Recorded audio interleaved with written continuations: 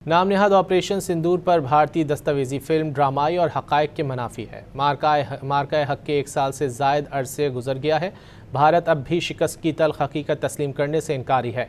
पाक फ़ौज ने भारतीय प्रोपेगंडे को मुस्तरद कर दिया।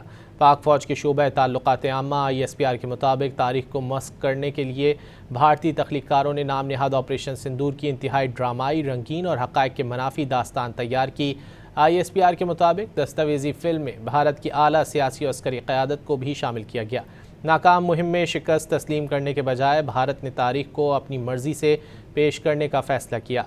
नाम नेहाद ऑपरेशन सिंदूर के नाम पर तारीख दोबारा लिखने की कोशिश बेनकाब हो गई। भारतीय डॉक्यूमेंट्री हक़ाइक़ मस्क करने की कोशिश है।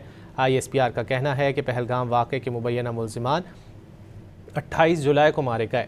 7 मई को भारत ने किसको सज़ा दी? मिशन की 100% कामयाबी का भारतीय दावा ऑपरेशनल रिकॉर्ड से मुताबिकत नहीं रखता। ISPR ने कहा कि मार्का हक़ में पाकिस्तान ने भारतीय जरहियत नाकाम बनाई। पाकिस्तान ने भारतीय जरहियत के दौरान 2 फ़ौजी तैयारे मार गिराए। ऑपरेशन बुनियानुल मरसूस में 26 भारतीय फ़ौजी अहदाफ को निशाना बनाया गया। फिल्मी मनाजिर तैयारों के नुकसान और हकीकी जंगी हक़ाइक़ नहीं बदल सकते। ISPR का कहना है कि पाकिस्तान को मार्का हक़ पर कोई मनगढ़ंत बयानियाँ बनाने की ज़रूरत नहीं। आइंदा कोई फ़ौजी मुहिम जुई हुई तो पाकिस्तान का जवाब फ़ैसला कुन होगा।